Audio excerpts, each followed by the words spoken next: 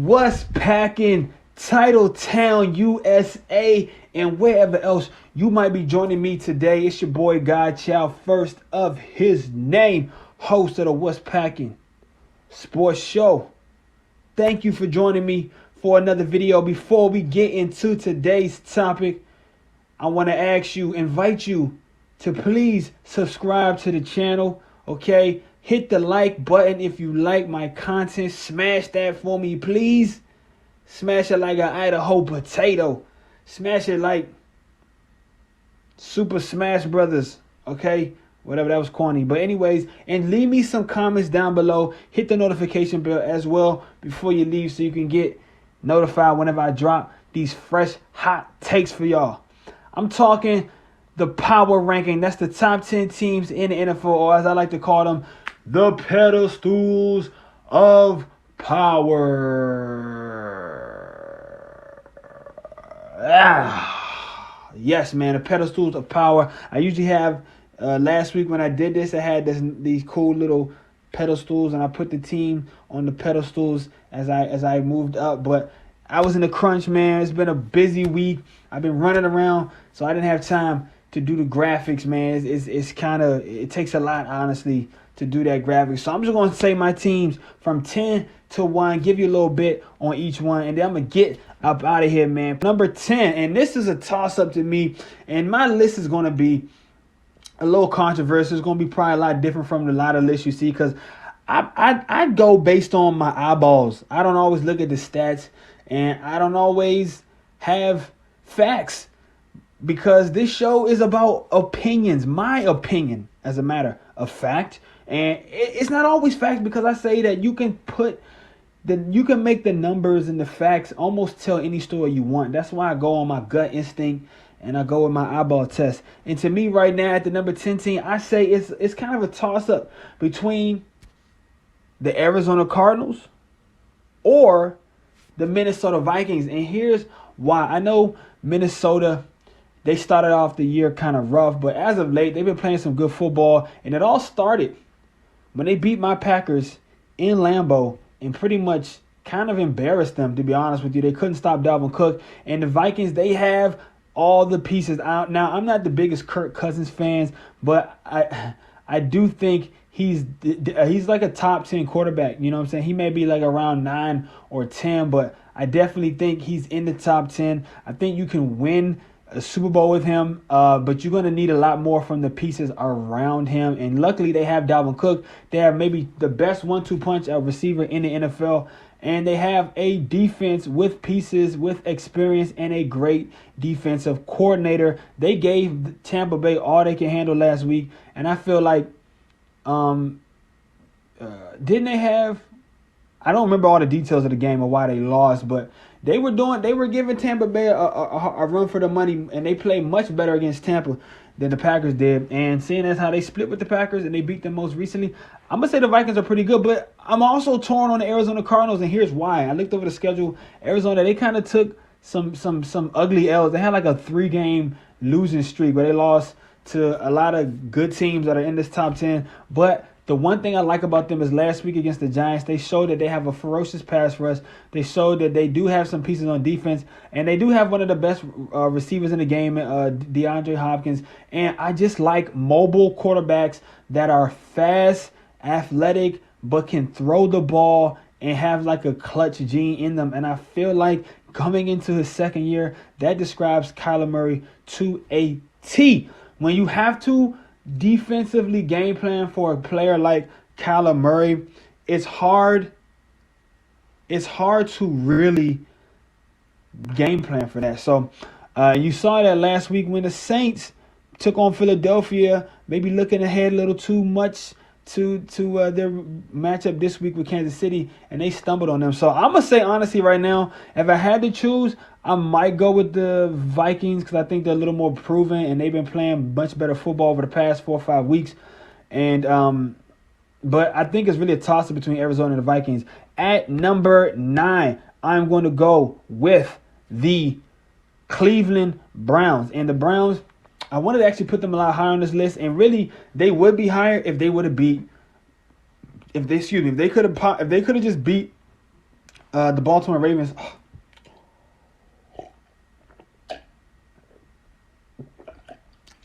I would have actually put them a lot higher on this list, but they lost in the shootout with Baltimore, and it really was the fault of their kicker who missed the extra point and a field goal, and they lost by 3 points? So they lost by a point or some shit like that. So because there was like a safety in there, which really didn't count. They lost by 5. So they lost by the 3 points, man, and that's a 4-point swing from your kicker. So I feel like the Browns are pretty good. They showed me a lot because I like the Ravens defense. They showed me a lot on that game that they can move the ball, that they have some weapons. Baker Mayfield look like he's kind of starting to mature a little bit. And the defense, well, they got work to do. So I'm going to keep the Browns right here. If it came down to the Browns and my 10th place team, I might actually take the Vikings over the Browns. Not sure if Arizona would have enough to beat the Browns. So that doesn't really kind of make sense. I probably should change it up, but fuck it, I'm gonna just keep it consistent. Because here's the other thing too. I always say that division games are tougher and more crazier than out of division games. So I give the Browns a little more credit for going toe to toe with the Ravens and really should have beat them in a team that has dominated them over the past decade. I think they really showed me a little something. Number 9, I'm gonna go with the Pittsburgh Steelers, and I really honestly at first I had Pittsburgh a little higher. I had them like a 7, but because I still like their defense, and I think they're gonna get they could get healthier on defense as the playoffs come closer, but they're gonna have to actually win these games to even make it into the playoffs. So, and that's not even a guarantee right now because the way that their offense has been playing, dropping passes, have the most drop passes in the NFL. That's not good. So if the Pittsburgh Steelers, they want to stay in this race, they need to catch the ball. But if they had catch the ball, I'm not so sure that they even lose the last 2 weeks. So I still have Pittsburgh respectable at 8th spot. At number 7, I'm going with Seattle. And Seattle had kind of fallen out of my periphery. I really had thought they was maybe the 3rd best team in the NFL kind of back in the middle of the season. But then they had some tough L's. But they bounced back last week against the Jets. But, I mean, everybody bounces back against the Jets. They have not won a game, and they're most likely going to go 0-16, which had, never happened before. And then all of a sudden, now in the past 20 years, it's happened 3 times, I feel like, which is crazy. Well, I think this would be the 3rd time. And, but, the playoffs, Seattle, unless they just completely collapse and they lose their last 3 games, they're going to make the playoffs. And one thing I want to say is Russell Wilson in the playoffs is a different beast, man. He's an animal. He's maybe one of the most clutch quarterbacks that I've seen in the last decade. Yes, even more clutch than Rodgers, more clutch than, maybe not more clutch than Brady, but he's more talented than Brady. And so that combination of talent, clutchness, he's still very mobile. And he has the prettiest deep ball in the game. He's got 2 studs at receiver, one little guy in Lockett, and a freaking T.O. 2.0 who drops as many passes as T.O., but is just as physical and as big and as fast, probably faster than T.O. in DK Metcalf. They're getting healthy on defense.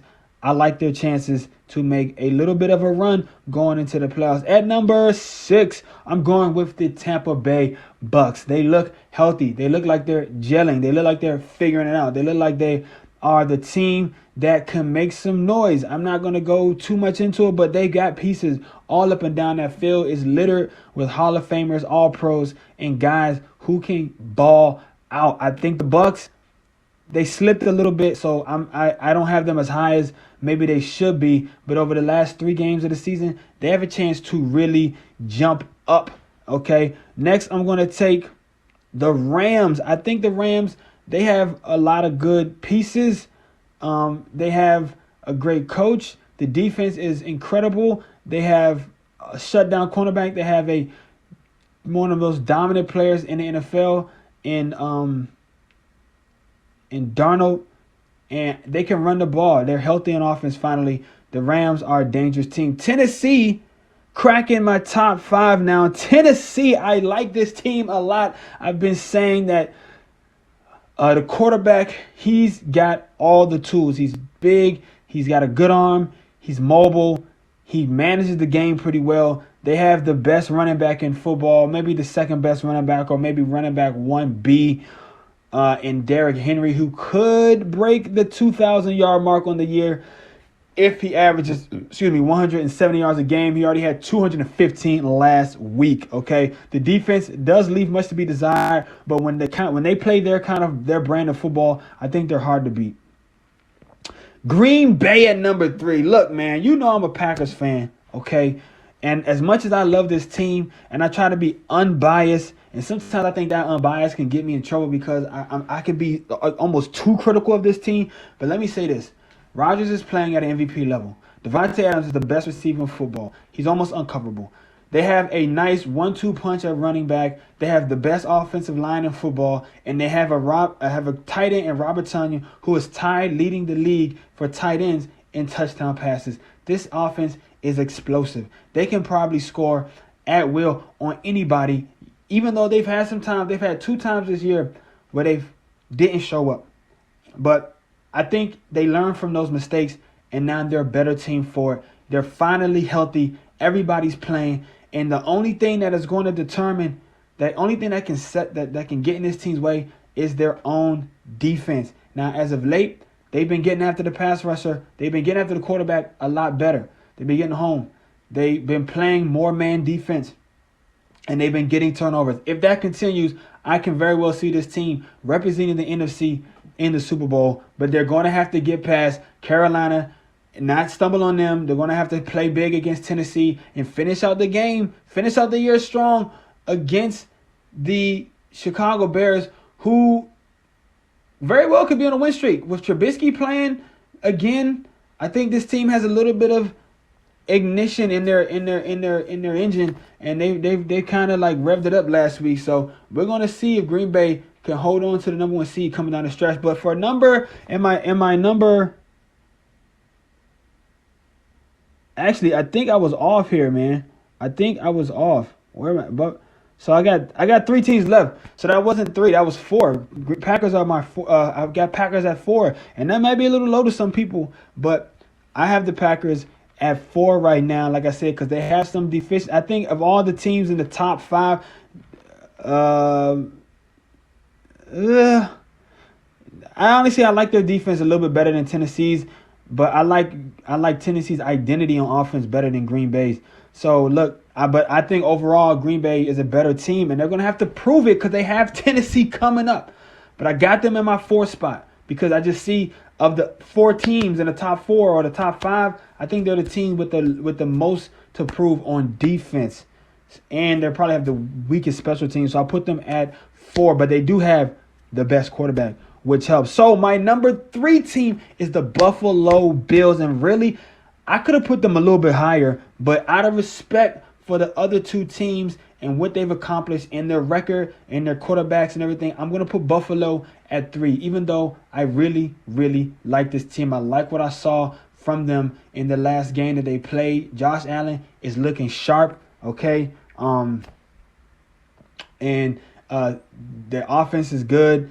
They're well coached on defense. They can get after the pass rusher. They can play lockdown coverage, and they are just a well-rounded team. And I think they're young and they're exciting. And I feel like they can definitely make a push to the AFC Championship game, which leads me to my next team, the Kansas City Chiefs. And honestly, I wanted to put the Chiefs a little bit lower because I do think they're vulnerable, and I do not think the Chiefs are going back to the Super Bowl. I believe that they're going to lose to my team in the number one spot. At least I did feel really confident about it, but I just found out today that there's going to be somebody out. But look, man, the Chiefs, they have everything in the world that you need. They have a top-flight offense. They have an MVP quarterback, one of the best coaches in the league. And honestly, that defense, they've got like Jones, Houston, Breland, and the Honey Badger. Like, that's a 4-piece right there. That's a 4-piece combo, man, and that combo can do damage. So look, the Chiefs, they got everything, and they got everything you need. And Travis Kelce, he could be Offensive Player of the Year. I mean, he's just that fucking good. He's definitely trending towards the Hall of Fame after having 5 straight seasons of 1,000 yards or more. Never been done before at the tight end position. And there are a lot of great tight ends, even in this era, that have not been able to do that. Number 1, the New Orleans Saints. Look, Y'all gonna say the Saints lost to the Eagles last week. I don't care about that shit. They lost barely by 3 points, okay? They didn't have their starting quarterback, Drew Brees. They have Taysom Hill in there, who I like. I don't think he's just a gadget guy, but I don't think he gets enough reps, and I don't think he's had enough time at quarterback to really be a, you know, like a, he's not a Drew Brees. And that offense is built around Drew Brees. So it functions best when you have Drew Brees, or maybe even like a Teddy Bridgewater, a more pocket passer guy who has some mobility and can make some plays with his leg. But Taysom Hill, he's kind of more of a running quarterback, which I don't mind. But the offense isn't built around that. If this offense was built around Taysom Hill, I feel like they could be just as good with Taysom Hill. But they're built around the passing game, Drew Brees, picking you apart, being sharp. And so I think they are not as good as they could have been last week. And they were probably looking ahead to the Kansas City game this week. So I still think top to bottom, this is the best team on paper. And when you see how they play on the field, even though they've had maybe some close games, everybody's had close games, ugly games, losses they shouldn't have had. So it's the NFL. I mean, that's going to happen. But I just think that they hadn't given up a 100-yard rusher in 50 games. They gave up 2 100-yard rushers in the same game. They just had like a little outlier game. And they still only lost by 3 points. So I'm still giving them the number 1 spot. I picked them to beat Kansas City if they were completely healthy, but I just found out Michael Thomas is not playing. I'm not sure how much that will affect the game plan, but they still got Alvin Kamara, who, to me, with Derrick Henry, he's like maybe the best running back in football. That has been the Pedestals of Power. Check back in with me next week when I drop another top 10 video. It's your boy God Child, first of his name. It's been the What's Packing Sports Show. Go Pack, go, and remember, the Bears still suck.